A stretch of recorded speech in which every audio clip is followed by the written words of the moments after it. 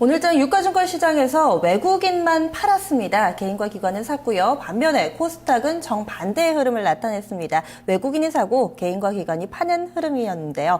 이런 가운데서 수급에서 키를 찾아보겠습니다. 오늘 함께해 주시는 분은요. SK증권 서초 PIB센터 남일영 대리입니다. 안녕하세요.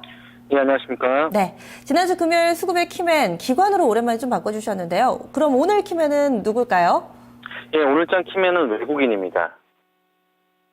다시금 외국인으로 좀 시각이 바뀐 것 같아요. 어떤 이유에서죠?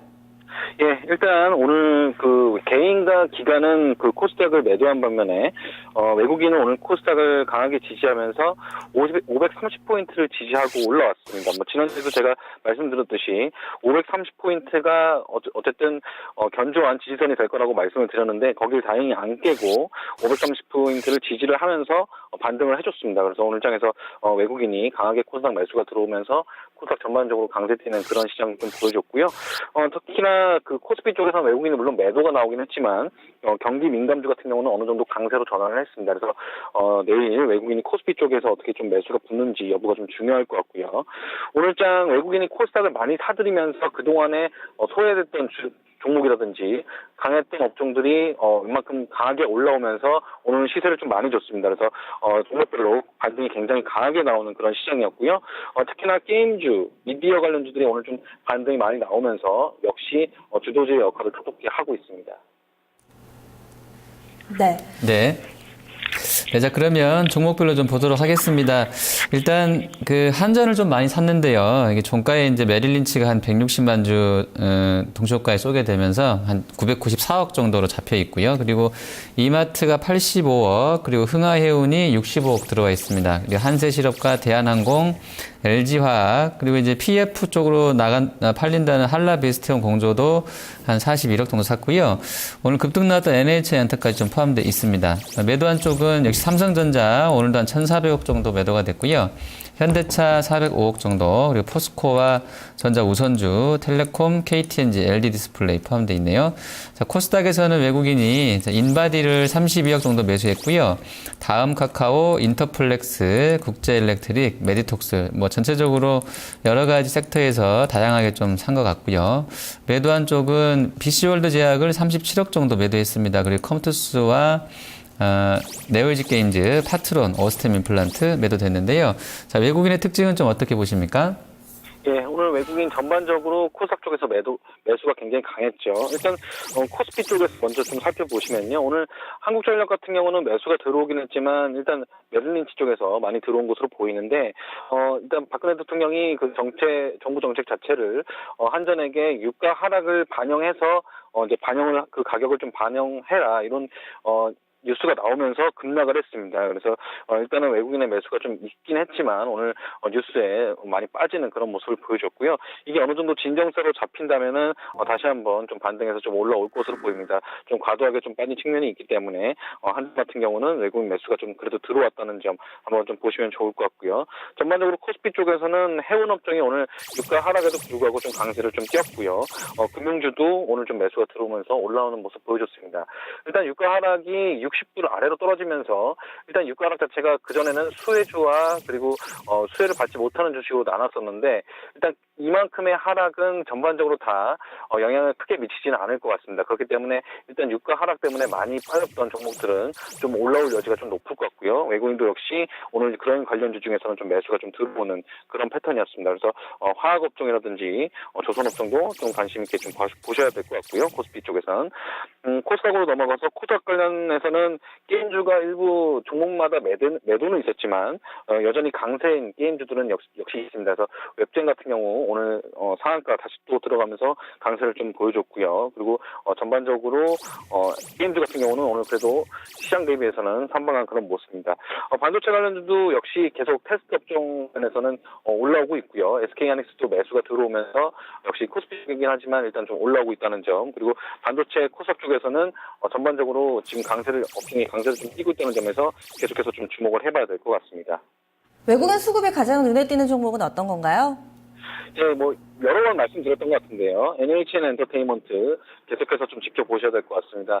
말씀드리고 나서 좀 많이 올라온 그런 패턴인데, 일단 외국인은 그렇게 큰 매수가 보이지 않았었지만, 일단 기관이 계속 연속적으로 매수하는 모습을 보여줬었는데요. 오늘 장에서는 외국인도 순매수 전환에서 올라오면서 외국인 기관 모두 매수를 하는 그런 모습이었습니다. 그래서 NH엔터테인먼트 같은 경우는 계속해서 좀 눈여겨서 보셔야 될 것 같고요. 강한 반등세가 좀 지속될 것 같고 자회사가 이제 오늘 웹젠이 오늘 급등을 하면서 다시 한번 또 올라오는 그런 패턴을 줬습니다. 그래서 일단 웹젠과는 뭐 별개로는 생각을 해야 되지만 어느 정도 영향을 주기 때문에 같이 함께 보시면 좀 좋을 것 같고요. 조금 더 상승 여력이 있을 것 같습니다. 네. 자, 기관 쪽 보겠습니다. 오늘 연기금이 이틀 연속으로 좀 많이 샀네요. 700억 정도 샀고요. 또 증권사랑 보험 쪽에서 매수 좀 들어오면서 1,600억 정도 매수됐는데요. 자, 기관 보겠습니다. 일단 삼성전자 500억 정도 매수했고요. NC소프트, 네이버, SK텔레콤, NH엔터 순으로 매수가 됐습니다. 자, 매도는 한전을 외국인하고 전혀 딴판으로 200만 주 정도 매도하게 되면서 900억 정도 매도를 했고요. 그리고 만도와 LG화학, 이마트, 대한항공, 우리투자증권, 그리고 흥하해운 오늘 급등 나왔는데요. 이쪽 조금 팔았습니다. 그리고 자, 기관 코스닥 쪽에서는 다음카카오 외국인과 동시 매수하는 모습이었고요. CJ ENM, SK 브로드밴드, SM, CJ 오쇼핑, 솔브레인 들어와 있습니다. 매도한 쪽에서는 조이맥스 37억 정도 팔았고요. 국제엘렉트릭과 메디톡스, BC월드 제약, 나노신소재 매도됐고요. 차이나 그레이트도 올라와 있네요. 한 14억 정도 팔았습니다. 자, 기관의 특징도 말씀해 주시죠. 예, 기관 같은 경우는 오늘 전반적으로 차익 실현하는 물량도 좀 있었고요. 코스피 쪽부터 좀 보시면 화학 주선주 쪽에서 매수 좀 우위가 좀 들어왔습니다. 뭐 삼성중공업이라든지 아주 큰 매수는 아니지만 일단 좀 기관 쪽에 매수가 좀 들어오는 모습이었고요.